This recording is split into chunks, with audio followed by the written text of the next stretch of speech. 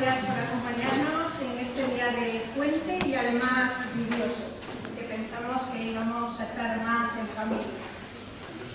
El objetivo de hoy es hablar un poco sobre un tema que yo creo que todos, de una manera o de otra, conocemos, que son los medicamentos. Cualquiera de nosotros en algún momento ha utilizado un medicamento. Y lo que vamos a ver es, de forma muy sencilla, qué son, qué tipos de medicamentos existen, cuál es su composición, cómo actúan, y después ver qué es un efecto placebo. Como les digo, intentaremos verlo desde una forma sencilla. Trataré de simplificar lo más posible todos estos conceptos.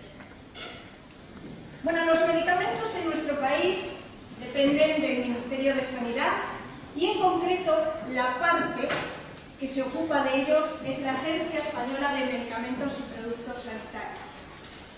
Todos los aspectos relacionados con los medicamentos están regulados y ahí he puesto un poco como curiosidad la principal ley que tiene que ver con los medicamentos. Como vemos en la diapositiva, es del año 2006.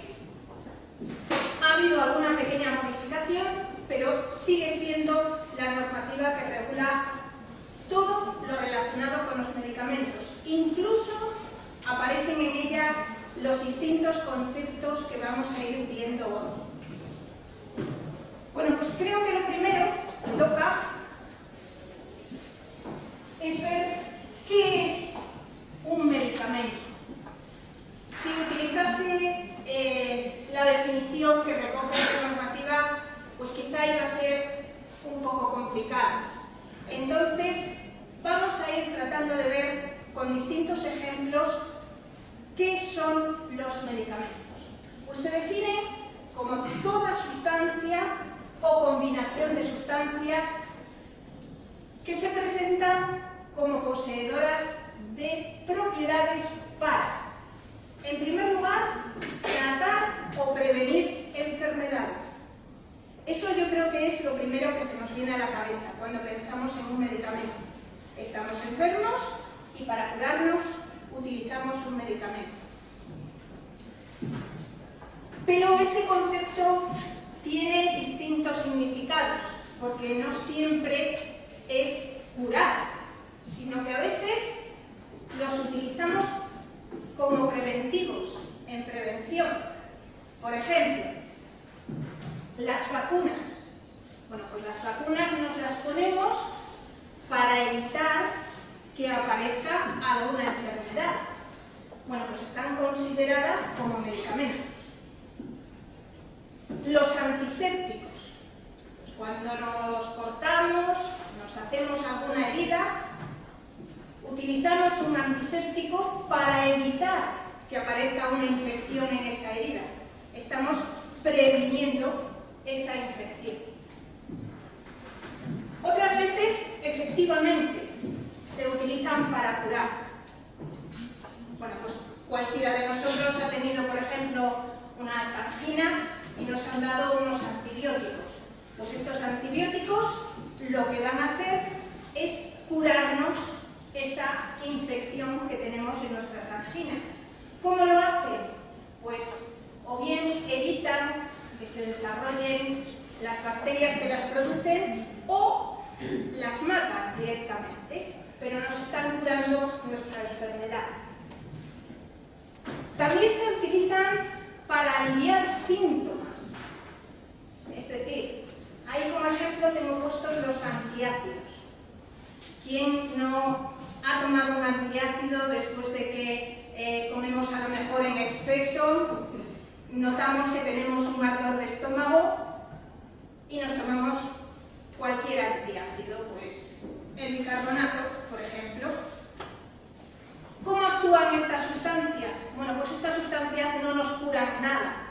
Simplemente lo que hacen es neutralizarnos ese ácido que tenemos en el estómago, alivian ese dolor de estómago que tenemos y nos solucionan el problema que se nos había presentado.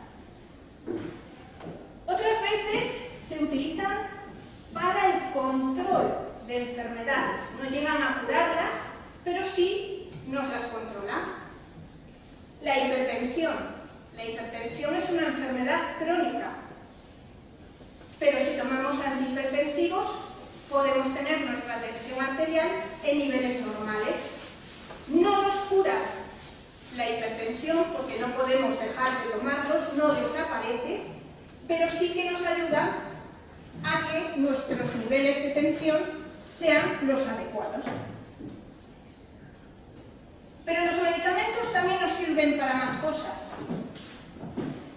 También sirven para suplir componentes que pueden faltar en nuestro organismo. Por ejemplo, las hormonas. Hay personas diabéticas que necesitan insulina. No todos los diabéticos lo necesitan, pero algunos casos sí. ¿Por qué? Porque su organismo no la produce en cantidades suficientes o incluso nada, y entonces es necesario administrarla para suplir esa falta que tenemos. No sería el único ejemplo. Podemos pensar en las personas con hipotiroidismo, la tiroxina. Sería otra hormona que se administra porque no la tenemos en cantidades suficientes. Y otro aspecto más para el que sirven los medicamentos es para establecer diagnósticos médicos. Aquí se incluyen los contrastes. Los contrastes que nos administran cuando se nos realiza alguna prueba médica también son medicamentos. También están incluidos dentro de esta categoría. Bueno, pues todo esto es para lo que se utilizan los medicamentos y lo que incluye su concepto. ¿Pero de qué están hechos? ¿Qué es lo que contienen estos medicamentos? Bueno, pues contienen, digamos, dos partes. Una, el principio activo, y otra, el excipiente. Bueno, lo he dicho en singular, pero no significa que siempre haya uno solo. Puede haber más de uno, puede haber más de un principio activo y también más de un excipiente. ¿Cómo se define? Bueno, pues el principio activo se define como toda materia, cualquiera que sea su origen. Luego hablaremos de dónde se obtienen los medicamentos. Pero cuando hablamos de ellos, siempre nos vamos a pensar en un laboratorio, en que se están sintetizando sustancias químicas. Bueno, pues a veces sí. A veces los medicamentos sí tienen ese origen, pero no siempre. Hay muchas veces que se obtienen de plantas, de animales, de minerales, de otro tipo de origen que no son los laboratorios de síntesis. Por eso se incluye esa palabra, cualquiera que sea su origen. A la que se le atribuye una actividad, lo pongo en verde porque eso es lo importante, que sea activo, apropiada para constituir un medicamento. Es decir, sería la parte del medicamento que tiene la actividad. Mientras que los excipientes son las materias que se añaden a los principios activos con distintos fines. Luego vamos a ver algunos ejemplos de estos fines. Y la característica más importante es que en las cantidades en que se añaden no tienen actividad farmacológica. Es decir, cuando utilizamos un medicamento vamos a tener una parte activa, el principio activo, y otra parte que no tiene actividad. Si los utilizamos en cantidades mayores, sí, alguno de ellos sí tendría actividad, pero en las que se utiliza para la fabricación de medicamentos no la pueden tener. ¿Para qué se utiliza? Bueno, pues a veces nos encontramos con principios activos que tienen mal sabor. Entonces, se añaden sustancias para tratar de mejorar el sabor de los medicamentos. ¿Quién no ha tomado algún jarabe que sabe a fresa o a naranja en teoría? ¿Vale? Bueno, pues esas sustancias que se añaden para dar esos sabores serían excipientes. ¿Para qué más se pueden utilizar? Bueno, pues a veces las cantidades que se necesitan de sustancia activa son muy pequeñas, son muy pequeñitas. Entonces se necesita añadir otras para poder, digamos, elaborar las formas en las que los vamos a tomar. Pensemos en un comprimido. Todos hemos tomado algún comprimido.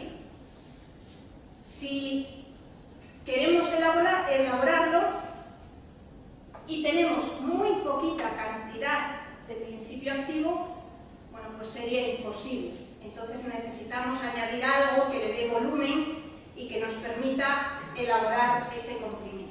Bueno, pues esos también son excipientes. Cuando nosotros tenemos nuestra caja del medicamento, a veces solo nos dice que contiene excipientes. Pero hay algún caso en que es obligatorio que nos diga cuáles. Por ejemplo, si se añaden azúcares y es una persona diabética la que va a tomar ese medicamento, debe saberlo. Debe saber que ese medicamento tiene azúcar. Otro ejemplo, la lactosa. Cuando la lactosa se utiliza también como excipiente, también debe figurar, porque hay personas que son intolerantes a la lactosa. Bueno, pues en esos casos sí tienen que aparecer recogidos o en el prospecto o en la caja del medicamento. Otras sustancias no es obligatorio. Por eso vemos muchas veces que en el prospecto solo pone excipientes. Bueno, pues aquí tenemos el esquema de lo que acabamos de decir. Nuestro medicamento contiene el principio activo, uno o varios, y contiene los excipientes, también uno o varios. ¿Y qué es lo que se hace con ellos? Pues se combina para elaborar lo que se llaman las formas farmacéuticas. Bueno, aquí se ha cortado un poquito la imagen, pero ¿qué son las formas farmacéuticas? Bueno, pues se definen como la disposición a la que se adaptan los principios activos y los excipientes para poder administrarlos. Es decir, dependiendo de por qué vía los vayamos a administrar, si los vamos a tomar por vía oral, si nos los van a pinchar, si los utilizamos, por ejemplo, por vía tópica, hay que adaptarlos a un sistema que nos permita esa administración. Bueno, pues para la vía oral todos conocemos muchas formas farmacéuticas, los comprimidos, las cápsulas, los jarabes, los sobres. Si nos pinchan, pues los inyectables, los distintos tipos de inyectables, las pomadas para la vía tópica, todo eso son las formas farmacéuticas. Bueno, aquí hemos puesto un dibujito con dos ejemplos para que veamos lo de que puede haber uno o más de un principio activo. El termalgin lo conocemos todos y lo que contiene es paracetamol. Ese es el principio activo de este medicamento, del termalgin. Este de aquí abajo, el Septrin, bueno, pues en vez de uno, tiene dos principios activos, trimetoprima y sulfametoxazol. Si nos vamos al prospecto, nos lo dice y luego nos dirá excipientes, que pueden estar especificados o no, pueden venir en general. Bueno, acabo de dar unos nombres a los medicamentos. Acabo de decir Septrin, acabo de decir Termargin. ¿Cómo se nombran estos medicamentos? Bueno, pues los medicamentos siempre tienen que tener una serie de datos obligatoriamente. Primero, la denominación del medicamento. Esa denominación puede ser de dos maneras distintas. Puede ser con el nombre comercial, el Termargin, como acabo de decir, que es propiedad del laboratorio que fabrica el medicamento. Es decir, el laboratorio que hace el Termargin, ese nombre es suyo. No lo puede utilizar ningún otro laboratorio. Por eso nos encontramos con distintos medicamentos que contienen el mismo principio activo. Tenemos el ejemplo del paracetamol. Bueno, pues tenemos, por ejemplo, el Termargin, el Efferalgan, el Apiretal. Todos ellos tienen paracetamol, pero el nombre es distinto, cada laboratorio le pone el suyo. La otra posibilidad es que en vez de utilizar un nombre comercial, una marca, se utilice el nombre del principio activo, que se llama denominación común y puede ser española o internacional. Si es española, quiere decir que ese nombre se utiliza en España, pero es posible que en otro país sea diferente. Mientras que si es internacional, significa que ese nombre lo vamos a encontrar igual en cualquier país al que vayamos. En este caso, estamos hablando de los genéricos, que, bueno, como se come un trocito de imagen por debajo, aquí no lo vemos, todos llevan las siglas EFG, equivalente farmacéutico genérico. Es decir, un laboratorio comercializa un medicamento, lo patenta y una vez que se ha terminado esa patente, otros laboratorios pueden comercializarlo, pero sin utilizar la marca, sin utilizar el nombre comercial, utilizando el nombre del principio activo y el laboratorio que lo fabrica. ¿Qué diferencias hay? Porque a veces nos preguntamos, ¿son exactamente igual los genéricos que las marcas comerciales? Bueno, pues en cuanto a los principios activos, los genéricos tienen que cumplir una serie de requisitos, que básicamente es demostrar que son lo que se dice bioequivalentes. ¿Qué significa? Bueno, pues significa que se miden una serie de parámetros, de datos, que hacen referencia principalmente a las concentraciones que se alcanzan en nuestra sangre de ese medicamento. Bueno, pues para ser aceptado el genérico, tiene que demostrar que la variación con la marca, por decirlo así, inicial, no es mayor de un 20%. Solo se admite un margen de un 20%. ¿En qué se pueden diferenciar? En los excipientes. No tienen por qué llevar los mismos excipientes que la marca comercial. Sí el principio activo, pero no los excipientes. Bueno, pues visto que los podemos llamar por el nombre comercial, por el nombre del principio activo, ¿qué más datos tenemos que ver en las cajas de medicamentos que compramos? Pues tenemos que ver la cantidad de principio activo que lleva. Arriba vemos 500 miligramos. ¿Qué forma farmacéutica es? El Termalgin vemos ahí bien grande, comprimidos. Allí tenemos el apiretal, que son gotas. Y luego hay medicamentos, si procede, en los que aparece si son para niños, si son para lactantes. Otros no dicen nada, ¿vale? Bueno, pues de esta manera es como se da el nombre a los medicamentos. Medicamentos tenemos, bueno, pues dependiendo de si necesita o no prescripción por el médico, una receta médica, los podemos dividir en dos grupos. Los que no la necesitan, sin receta médica, y los que sí necesitan esa receta médica, que lleva en el cartonaje, aquí donde yo lo he señalado, lleva un circulito.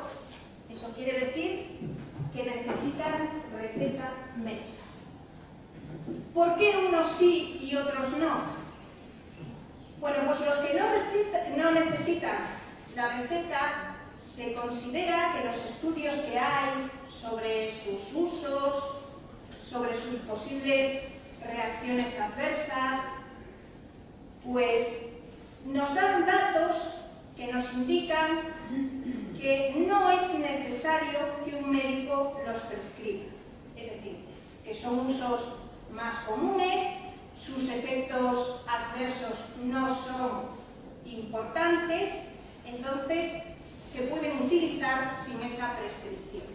Al contrario, los que necesitan la receta es porque los efectos adversos que pueden tener o los usos que pueden tener sí hace necesario que previamente un médico haga un diagnóstico, nos los prescriba, nos haga la receta y nos diga cómo debemos tomarlos, qué dosis hay que tomar, cada cuánto tiempo, durante cuánto tiempo. Y vemos también que dentro de los que no necesitan receta, tenemos dos tipos. Unos que son especialidades publicitarias y otros que no. Bueno, básicamente, pues las publicitarias son las que se anuncian y las no publicitarias las que no vemos en ningún tipo de anuncio, ni en la televisión, ni en las revistas, ni en este tipo de medios. ¿Qué diferencias hay entre ellos? Pues los que son publicitarios no pueden estar financiados por los fondos públicos, es decir, no nos los cubre nuestra receta de la Seguridad Social. Los no publicitarios sí, es decir, nos pueden prescribir alguno de estos medicamentos, aunque no necesiten receta, sí nos la pueden hacer. La normativa también dice que nunca pueden ser publicitarios ni los psicotropos ni los estupefacientes, y también dice que son medicamentos en los que pues no es necesario la intervención de un médico. Bueno, y ahora vamos a ver de dónde obtenemos los principios activos. Comentaba antes que los orígenes son muy variados, que cuando hablamos de medicamentos siempre tendemos a pensar que son productos que se sintetizan en un laboratorio, pero no siempre es así, como decía. Muchas veces se obtienen a partir, por ejemplo, de plantas. Vamos a ver algunos ejemplos de esto. Aquí tenemos el sauce, el Salix alba. Bueno, pues la corteza de este árbol se utilizaba ya hace muchísimos años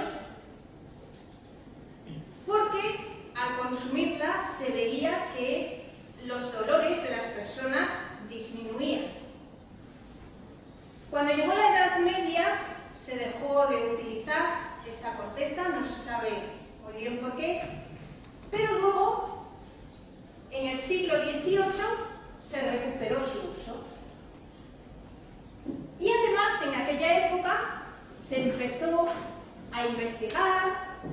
por qué esta corteza producía esos efectos, por qué disminuía los dolores, y además se comprobó que disminuía la fiebre.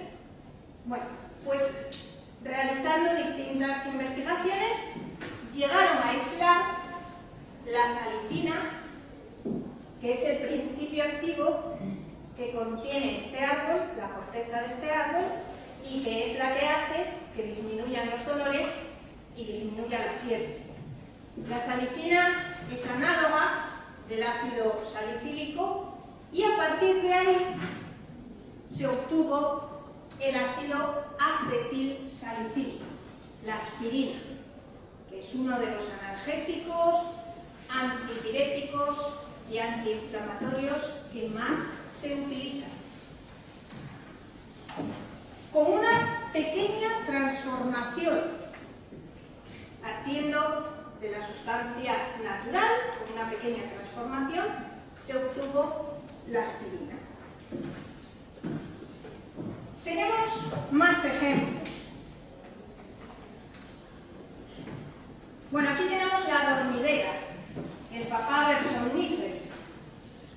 Esta planta es muy rica en alcaloides, en distintas sustancias.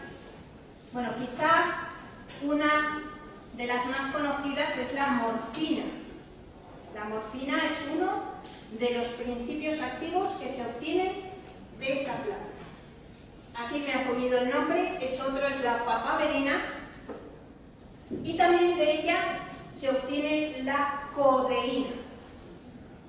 Tanto la codeína como la morfina se utilizan mucho. La morfina para dolores intensos, la codeína sobre todo como antitusivo. Bueno, pues estas sustancias también se descubrieron a principios del siglo XIX. Bueno, en concreto la morfina se descubrió haciendo un estudio de calidad del opio.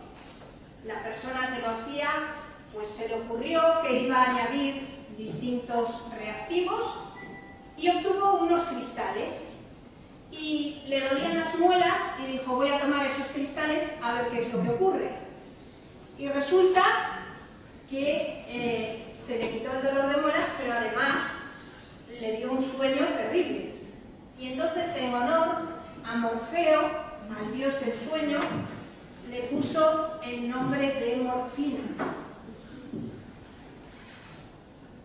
Bueno, además de los principios activos que se obtienen de la planta directamente y que se utilizan, bueno, pues por distintas transformaciones pequeñas, en este caso desde la papaverina, no se ve el nombre, se obtuvo el verapamilo.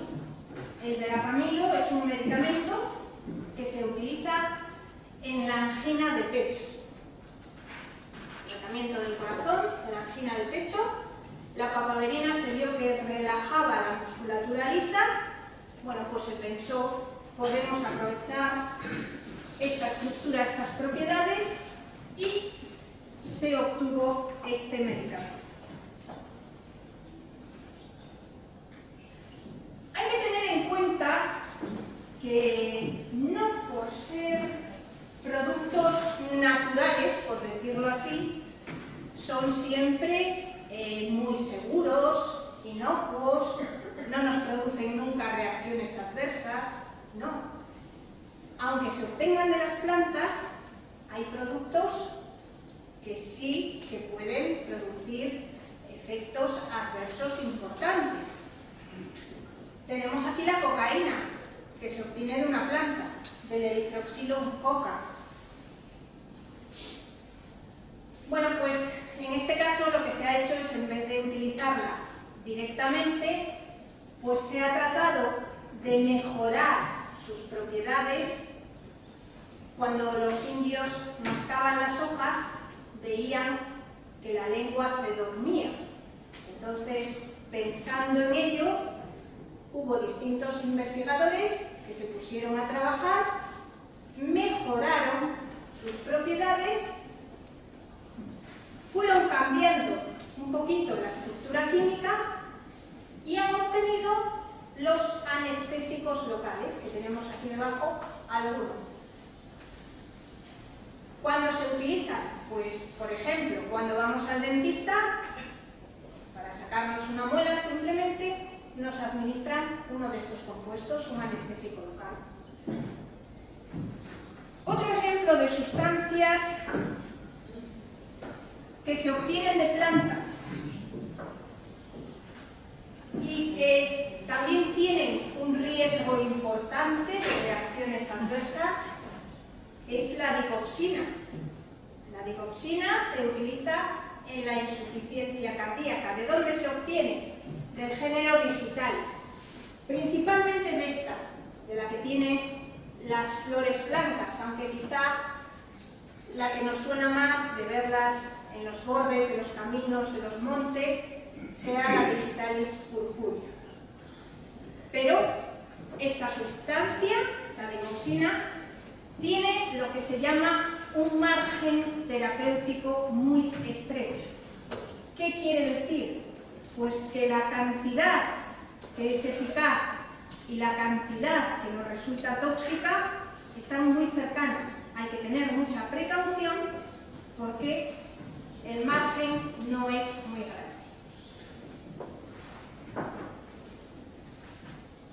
Bueno, además de las plantas, también se han obtenido sustancias de los hongos. La penicilina es uno de los ejemplos más típicos que tenemos de ella. Todos sabemos que Fleming, por casualidad, descubrió pues, en unas placas de cultivo que las tenía un poco descuidadas, contenían moho. Bueno, pues dejaban de crecer las bacterias. Entonces, del penicillium, de distintas especies del penicillium, se obtiene la penicilina. Estos hongos también crecen, no es esa misma especie, es otra especie de penicillium, crecen en las naranjas. El moho que le sale a las naranjas es una especie de ese hongo. Las cefalosporinas, que son otros antibióticos, bueno, pues de este otro hongo, que uno de los sitios donde crece es en las espigas de maíz, es donde se produce este hongo. Bueno, pues a partir de aquí luego se obtuvieron muchísimos antibióticos. En concreto, en el caso de las penicilinas, la amoxicilina, una de ellas, es una de las más empleadas, uno de los antibióticos que más se utilizan hoy en día. Bueno, y con respecto a los animales, pues de los animales también se obtienen principios activos, sobre todo de los mamíferos y en concreto las hormonas. La cortisona, la adrenalina, la insulina, todas ellas inicialmente se obtuvieron de mamíferos. ¿Cuál es el problema? Pues que las cantidades que se producen en los animales son pequeñísimas. Entonces, al ser tan pequeñas, no es rentable obtenerlas de ellos. Pero mientras no se podía hacer de otra cosa, por ejemplo, la insulina, hasta hace unos cuantos años, se utilizaba la insulina del cerdo, porque era la más similar a la nuestra. Las personas diabéticas utilizaban esta insulina obtenida de los cerdos. Bueno, pues vemos entonces que además del laboratorio de la síntesis, los medicamentos pueden tener más orígenes. ¿Cómo actúan los medicamentos que utilizamos? Bueno, pues aquí podemos hacer dos grandes grupos. El mayor de todos es el de abajo, el que dice uniéndose a dianas en nuestro organismo. La gran mayoría de los medicamentos se unen a una diana específica, a algo en nuestro organismo que es lo que hace que aparezca el efecto de ese medicamento. Hay un grupo más pequeñito de medicamentos que no se unen a nada, que actúan por sus propiedades físicas o químicas. Ahí tenemos algunos ejemplos. Los antiácidos. Bueno, pues ya decíamos antes, nos vamos a comer, luego tenemos ardor de estómago, nos duele el estómago, nos tomamos bicarbonato, un Almax, algo similar, para neutralizar ese ácido. Son sustancias que lo que hacen es neutralizar el ácido que tenemos en el estómago y de esa manera actúan. Los reguladores del tránsito intestinal, la fibra, pues el metamocil, el plantaben, todos estos medicamentos que contienen fibras regulan nuestro tránsito intestinal porque llegan al intestino, captan agua y entonces son capaces de regular nuestro tránsito. O los antisépticos. Los antisépticos los echamos en las heridas y lo que hacen es, algunos oxidan, otros reducen, pero no se unen a estructuras específicas. Pero repito, la mayoría de los fármacos hacen esto. Se unen a algo en algún lugar de nuestro organismo para que aparezca el efecto. Pues la insulina. La insulina, en los lugares donde hay glucosa, se une a sus receptores y luego aparece su efecto. Lo mismo ocurre con la gran mayoría de los fármacos. Esos efectos que aparecen no siempre son beneficiosos. Es decir, no siempre tenemos solo beneficios. También aparecen reacciones adversas que se trata de evitar lo más posible, mejorando los medicamentos cada vez más, pero no siempre se consiguen eliminar del todo por las propias características de ese medicamento. Bueno, estos efectos adversos, la persona que consume los medicamentos tiene que conocerlos. Están descritos en el prospecto. Ahora a veces decimos, es mejor no leer ese prospecto porque si no nos asustamos. A ver, es obligatorio describir todo lo que pueda aparecer, lo cual no significa que vayan a aparecer siempre, que nos vaya a pasar todo eso que viene ahí escrito. Pero sí es importante conocer cuáles son los más frecuentes, porque si nos pasan, lo podemos identificar. Si no, vamos a pensar, este medicamento no me está haciendo nada, me está sentando fatal y lo voy a dejar. Si lo sabemos, podemos hablar con nuestro médico y podemos ver qué posibilidad existe. Bueno, en los medicamentos, ¿por qué controles pasan antes de ser utilizados? Antes de que los podamos comprar. Bueno, pues se hacen una serie de ensayos clínicos que pasan por esas fases que tenemos ahí. La primera, la fase 0, se hace en animales o en partes de animales, en cultivos celulares, para probar los primeros datos de ese medicamento. Luego ya se pasa a probar en personas. La fase 1 se hace en personas sanas. Se trata de ver cuáles son los principales efectos de ese medicamento en una persona sana, un voluntario sano. Normalmente son grupos reducidos, 20, 30 personas, 40. He dicho que se hace en personas sanas, salvo que sean medicamentos para tratar enfermedades pues importantes, graves, y los efectos que pueden tener en personas sanas no se pueden asumir. Entonces, se hacen en personas ya enfermas. Luego se pasa a la fase 2, que se pasa a un grupo de pacientes a los que van a ir dirigidos esos medicamentos. Normalmente los voluntarios sanos pues suelen ser personas jóvenes. En ellos se ven algunos efectos, pero no todos. ¿Y por qué digo lo de personas jóvenes? Bueno, porque estos ensayos clínicos habitualmente se suelen hacer en hospitales clínicos donde hay una facultad de medicina y los voluntarios, porque es remunerado, suelen ser los estudiantes.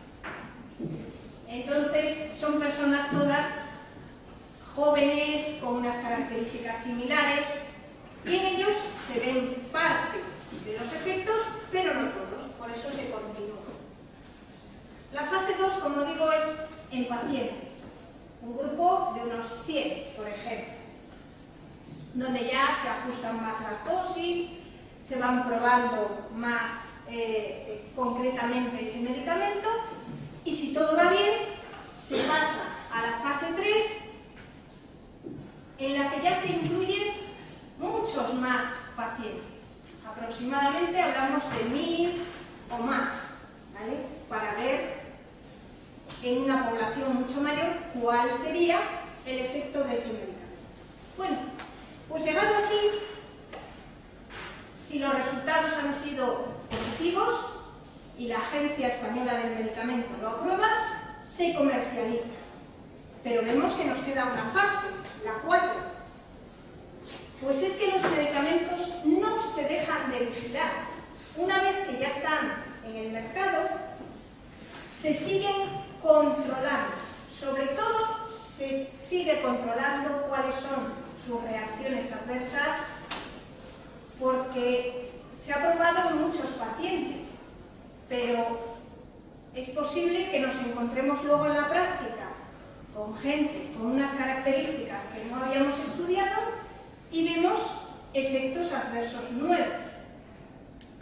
Las interacciones también se van viendo con el uso. No todas se conocen en el momento de la comercialización. Bueno, pues esta fase es la vigilancia a la que se someten los medicamentos cuando se comercializan. Bueno, lo normal, o lo bastante habitual, es que, sobre todo en el campo de la investigación, se utilicen lo que conocemos como placebos. ¿Cómo podemos definir un placebo? Bueno, pues es una sustancia o un procedimiento, no siempre son sustancias, que no tiene una actividad específica, carece de una actividad específica contra la enfermedad o la condición en la que se utiliza. Es decir, pueden ser sustancias inertes o procedimientos inactivos. Y repito que donde más se utiliza es en los ensayos clínicos, en los que acabamos de ver. ¿Por qué se usan? Bueno, pues se usan para comparar. Lo que se suele hacer es dos grupos de personas, a unas se les da la sustancia que queremos probar y a otras se les da el placebo. Si es para valorar un procedimiento, bueno, pues a unas se les hace, por ejemplo, un vendaje, pues a unas se les hace el vendaje que queremos probar y a otras se les hace un vendaje que no tiene ningún tipo de actividad. Y así comparamos si nuestro producto es realmente eficaz o no. Es decir, que en teoría son sustancias que no tienen actividad. ¿Pero qué ocurre en la práctica? Pues que muchas veces sí se ven efectos utilizando esos placebos, que sería lo que podemos denominar el efecto placebo. Es decir, hay una mejoría o desaparición de los síntomas de un paciente que está utilizando un placebo, es decir, que está utilizando una sustancia que no tiene propiedades curativas. ¿Por qué funcionan?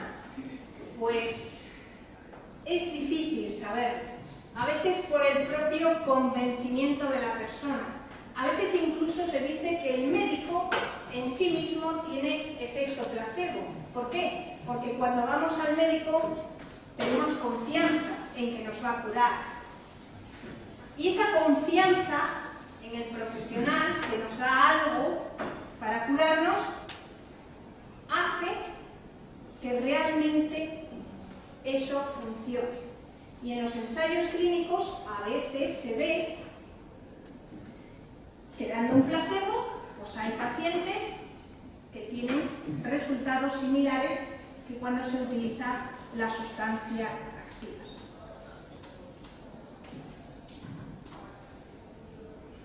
Y ahora vamos a hablar brevemente de qué es la homeopatía.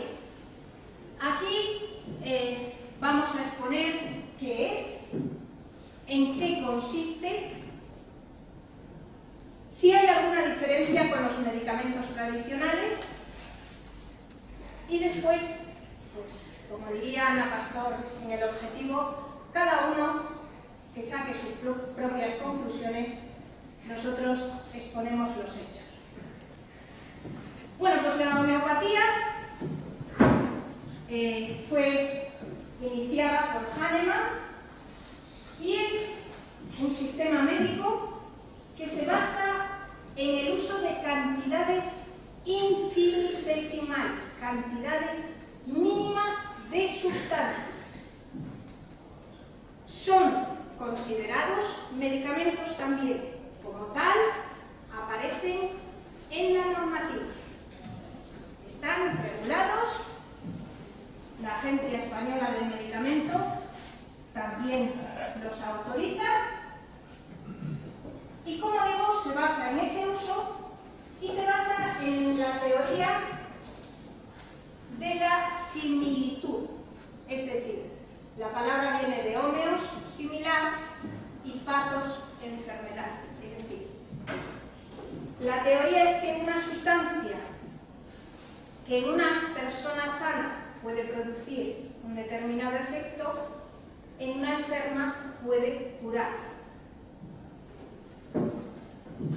¿Cómo se elaboran estos medicamentos o qué es lo que contienen? Bueno, pues estos medicamentos también pueden tener distintos orígenes. Pueden tener origen vegetal, origen animal, origen mineral o también sintético. También se utilizan productos de síntesis. Exactamente las mismas palabras que hemos visto para los otros medicamentos. El origen, exactamente el mismo.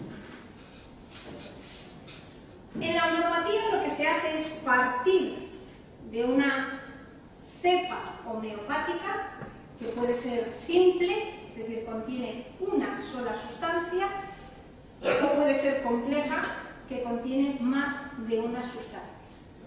Y con ella se hacen dos procedimientos. Se diluye para conseguir esas cantidades infinitesimales, ahora vamos a ver un ejemplo, y se dinamiza. ¿Qué es la dinamización? Bueno, pues que cada vez que diluimos, una vez que hemos diluido, agitamos. Se agita verticalmente en función del tipo de dilución y a eso es a lo que se le llama dinamización. Bueno, estas diluciones, las más comunes son las decimales y las centesimales. Las decimales consiste en que se va cogiendo una parte de la cepa inicial o, si seguimos diluyendo, de la dilución que sea, y 9 partes de diluyente. ¿Qué se utiliza como diluyente? Alcohol, agua destilada, lactosa, glicerina, distintos tipos de sustancias. Y con esto conseguimos lo que se llaman las D2, D6, D100, depende del número de veces que hayamos diluido. Las centesimales Bueno, pues en este caso cogemos una parte de la inicial y 99 de diluyente. Y las diluciones son las CH, que dependiendo del número de veces que lo hayamos hecho, pues lleva un número diferente. Por ejemplo, partimos de la cepa, cogemos una parte, 99 de diluyente, esa es la primera dilución, sería el 1CH. Seguimos. Del 1CH cogemos una parte, 99 de diluyente, tenemos el 2CH. Si seguimos, del 2CH hacemos lo mismo, pues el 3, el 4 y así, hasta que llegamos a la dilución que sea. Así es como se preparan los medicamentos homeopáticos, es decir, diluyendo esas cantidades. El modo de preparación debe seguir lo que se recoge en la farmacopea, las buenas prácticas de fabricación. ¿Qué se diferencia con los medicamentos habituales? Pues las cantidades. Como se puede ver en la homeopatía, las cantidades son mínimas, mínimas, mínimas. Y si utilizamos una gran dilución, pues prácticamente es, vamos, casi ni se ve. ¿Qué más? Bueno, pues existen ensayos en los que se prueba la eficacia. Sí, hay autores que han hecho estudios, dicen que sí da resultados, por ejemplo, en dolores de cabeza, en tos. Hay otros estudios que dicen lo contrario, no ven resultados utilizando la homeopatía. ¿Qué no hay? No hay ningún estudio que demuestre cuál es el mecanismo por el que actúa la homeopatía. Se ve que es eficaz, pero no hay estudios que digan su mecanismo de acción es este o el otro. Solo dicen si es eficaz o no es eficaz. En la Agencia Española del Medicamento se registran, pero están considerados como medicamentos especiales y hay requisitos que no se les exigen exactamente igual como a los medicamentos tradicionales. De hecho, se les permite estar registrados, algunos de ellos, como medicamentos sin indicación específica, aquellos que no demuestran una actividad específica frente a algo. Pues básicamente esas son las diferencias entre unos y otros. Insisto que hay estudios a favor, estudios en contra, en que se ve la eficacia. ¿Por qué es eficaz? Pues eso es algo que se desconoce. Y bueno, pues con esto yo por mi parte he terminado. Muchísimas gracias.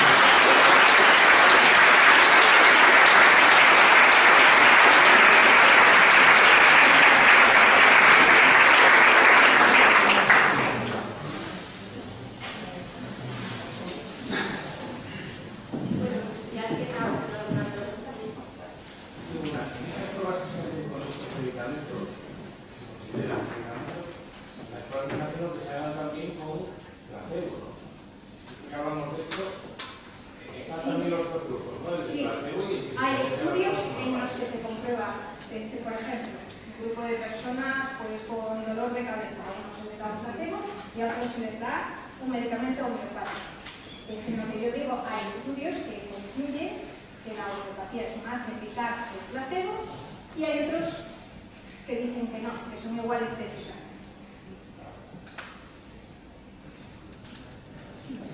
La homeopatía es hacer diluciones con distintos componentes.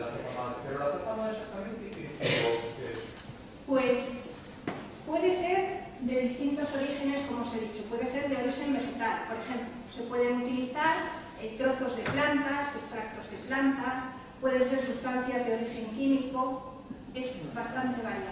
Lo inicial depende. ¿Pero no tiene que ser un principio activo o algo así? No, no tiene por qué. Puede ser pues, una planta, por ejemplo las hojas de una planta que se trituran o lo que sea, o se hace un extracto, se hace la cepa madre y a partir de ahí se empiezan a hacer las diluciones. Pero puede tener más orígenes. Origen animal, mineral, un producto que se haya sintetizado, es variado.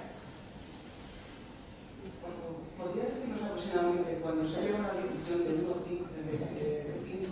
C6, qué cantidad, no que no se vea, sino exactamente qué cantidad puede quedar de ese teórico principio activo en esa sustancia? ¿Qué puede quedar? Pues una cantidad mínima. Pero mínima. Mínima, por ejemplo, si hacemos una dilución 100, de lo que teníamos nos queda 100 veces menos. Si volvemos a diluir otras 100, nos queda 10.000 veces menos. Y si seguimos, vamos añadiendo ceros. Menos, y vamos añadiendo ceros. Es decir, que quien se está tomando un medicamento homeopático del C6 o C8 o C2, y no digamos C30, que también se vende, se está tomando agua o alcohol. No se está tomando nada. Por tanto, es un placebo. Ahí claro, donde siguiéndose cada uno en un fraude económico, como mínimo económico, si no es un fraude de salud. De salud, lo que se comprueba es que no existen problemas con ellos. Porque no tiene nada. De hecho, por ejemplo, la Agencia Española de Medicamentos, lo mismo que dije que vigilaba los medicamentos normales, también si se detecta algún fallo en algún producto de homeopatía que esté comercializado, también les obliga a retirar la contaminación o cualquier otra cosa. Es que me parece muy interesante como está divulgando, porque yo detesto, a través de este programa, detesto la cantidad de gente que, y bueno, de amigos conocidos, que cada vez más confían en la homeopatía, sin ninguna base en la que se haya podido demostrar fehacientemente que tiene algún tipo de efectividad, ¿no? Sí, hasta donde yo he encontrado hay ese tipo de estudios comparativos. Personas que llegan a la conclusión de que sí son más eficaces. ¿Por qué? Eso es lo que no está estudiado. Si es por un efecto placebo o si realmente existe otra cosa, lo dejamos ahí. Porque es un campo complicado. Claro, complicado. También nos están volviendo ricos con la complicación. Cuando hay esas disoluciones tantas veces, lo que queda ya, que se asocia, hay medios a través de la existencia de demostrar que existe esa sustancia. Eso es la verdad. O sea, no se puede demostrar químicamente ya que exista eso. Hombre, Ahora no lo digo. a mí me parecería, es decir, hay métodos de determinación de sustancias. Lo que pasa es que llegar a ciertas cantidades es prácticamente imposible. Los métodos que se disponen hoy en día, una pequeña dilución, pues sí, se podría comprobar si está o no está. En grandes diluciones hablamos de cantidades tan sumamente pequeñas que no se pueden.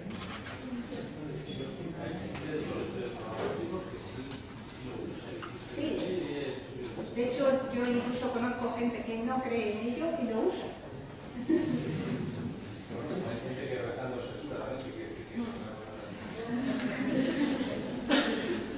Y también hay profesionales que además de analizar el medicamento también dicen que hay que analizar el paciente. Es decir, que dos pacientes con lo mismo no tienen por qué ser tratados con el mismo producto de homeopatía. Sí. Quería preguntar si hay ensayos clínicos de homeopatía con animales. Si existe un efecto. Se está utilizando en veterinaria. ¿Y hay resultados? Y hay estudios que dicen que funcionan los animales. Se está empezando a introducir cada vez más.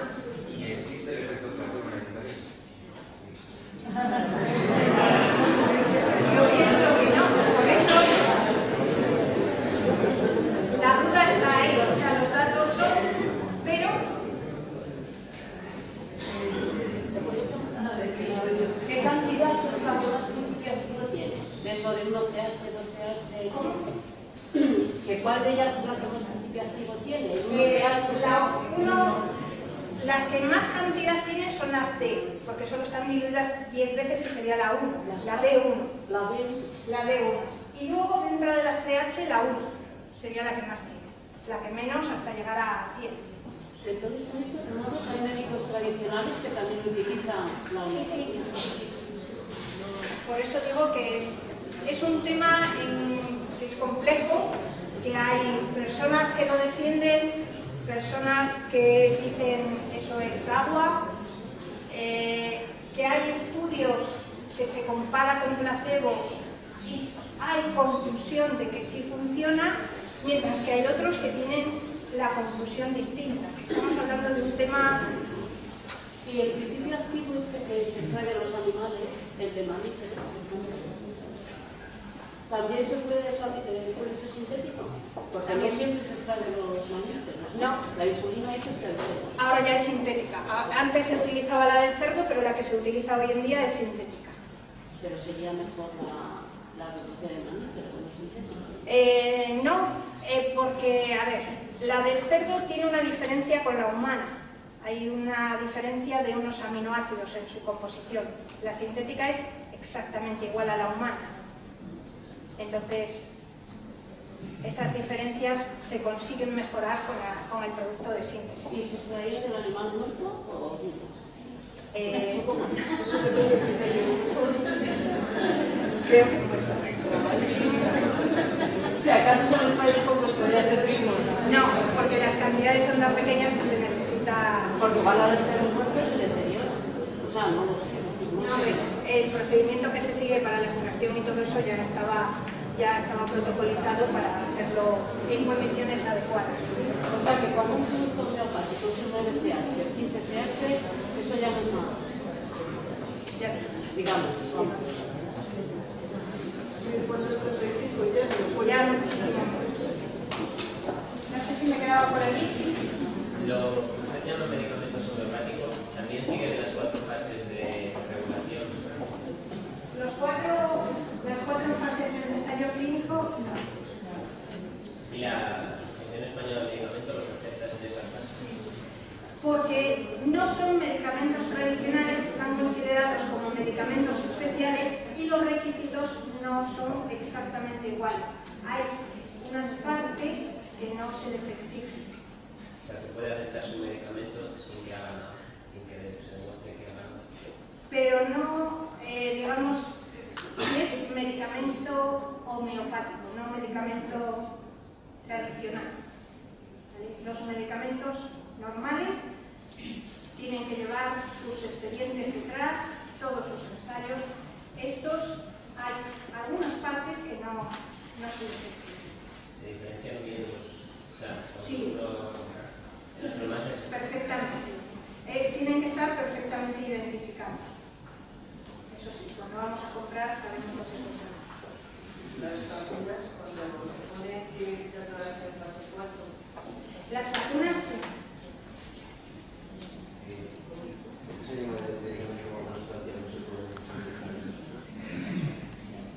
Pues habría, los consideran medicamentos especiales, medicamentos homeopáticos, pero habría que preguntar a nuestros legisladores.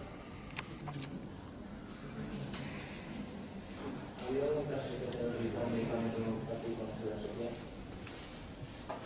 La Seguridad Social no lo financia, lo cual no quiere decir que no haya médicos de la Seguridad Social que lo recomienden. Se puede utilizar, No, lo que no... en hospitales... No, en hospitales no, porque no son sustancias financiadas por la Seguridad Social. Diría en instituto. Pues ahí ya no lo sé. No lo sé, realmente. ¿No puede deberse sus efectos al tratamiento más personalizado que tienen? ¿A qué te refieres con el tratamiento? Sí, los medicamentos homeopáticos normalmente se recetan en clínicas y suelen ser mucho más específicos, orientados al paciente, y no se trata simplemente de un principio activo y de los que liberamos son las cantidades. ¿No puede tener relación sus efectos con este tratamiento no personalizado? Puede tenerla. No hay ninguna investigación documental.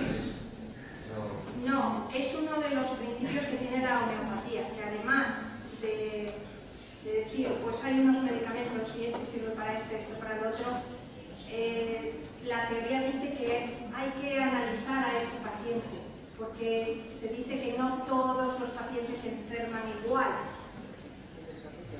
y que dos pacientes que tienen la misma enfermedad pueden ser tratados con distintos medicamentos homeopáticos. Es decir, que también hay ese análisis del paciente que también puede influir. Entonces, estamos ante medicamentos diarios.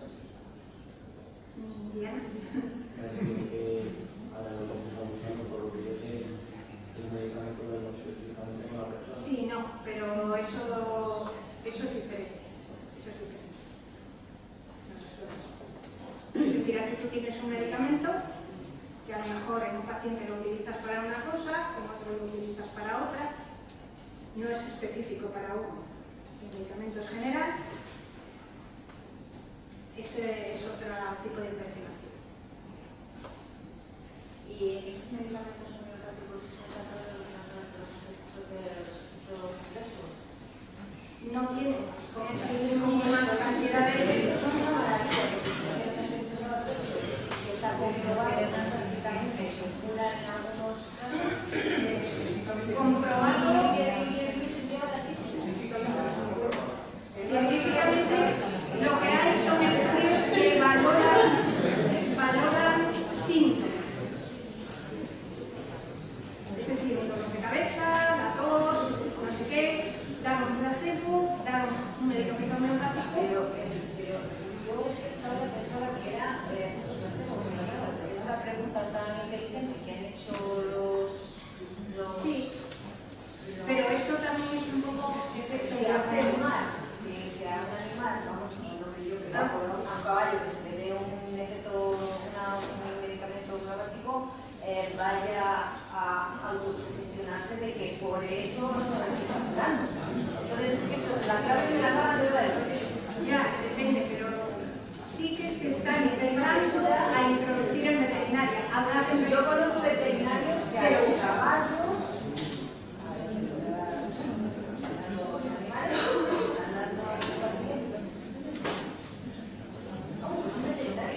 Sí, sí, también en las personas son médicos, las personas hay médicos que lo recomiendan.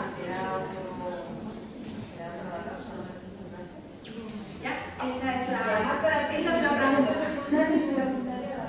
Esa es la pregunta, pero baratos no. Pero baratos no son baratos porque no son subvencionados. no.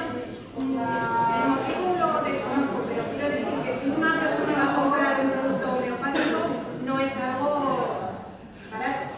Pues porque no están subvencionados con la seguridad social, que en otros países europeos, por ejemplo, están subvencionados con la seguridad social, están dentro, y son mucho más accesibles.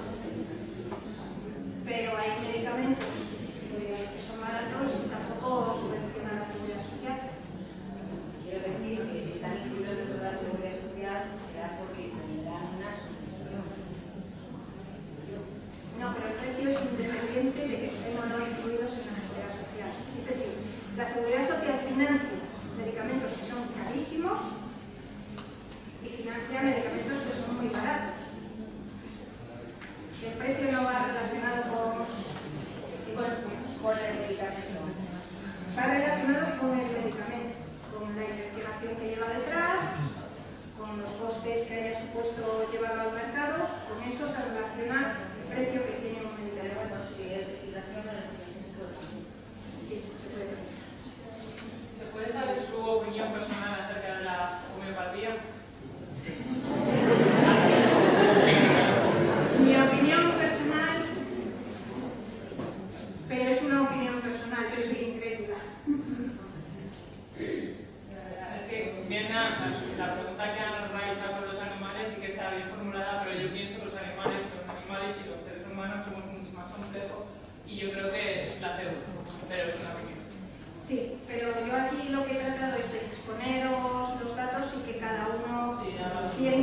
porque ya digo que es un tema complejo, que hay resultados en los dos sentidos, hay personas que lo defienden, que incluso, como os decía, hay personas que no creen en ello y lo usan.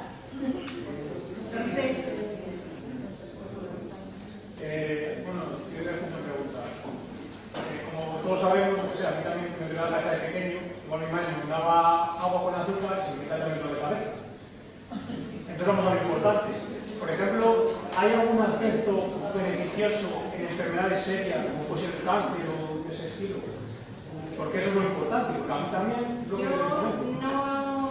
no he visto ningún estudio de ese tipo. De hecho, cuando se habla de enfermedades más importantes, se recomienda, digamos, una combinación de medicamentos tradicionales y medicamentos homeopáticos, no exclusivamente homeopáticos. Vamos, y ya está.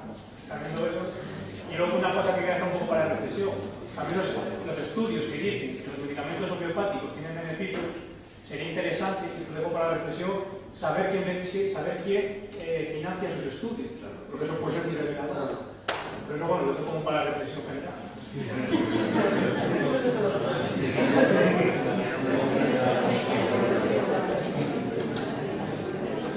Hablamos de los excipientes que pueden llevar azúcar, excipiente de azúcar, o también lactosa. ¿Para qué echar? Ya no Pues para nada. La lactosa muchas veces se utiliza para dar volumen. El azúcar, por ejemplo, para la preparación de jarabes se necesita azúcar, o para mejorar el sabor de algunas cosas. Pero ya digo que cuando son excipientes que un grupo de personas concreto, diabéticos, intolerantes a la lactosa, puede dar problemas, hay que reflejarlo. Ya, pero bueno, que quiero decirte que sería algo que se podría evitar. Y así a nadie te causaba daño, y igual hay gelatinas y otra cosa, ¿no? Sí. Que le da Sí. Y el sabor que tal lo pasas es un momento. Sí, bueno, lo del sabor Y luego a naranja y cosas de esas, en algunos no está muy bien conseguido.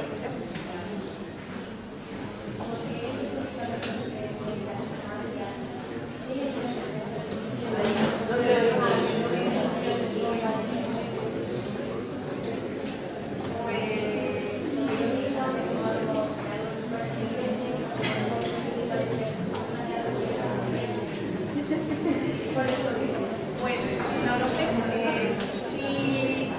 si tienen las cantidades que deberían tener, que aparece todo reflejado, deberían ser iguales. No te puedo decir.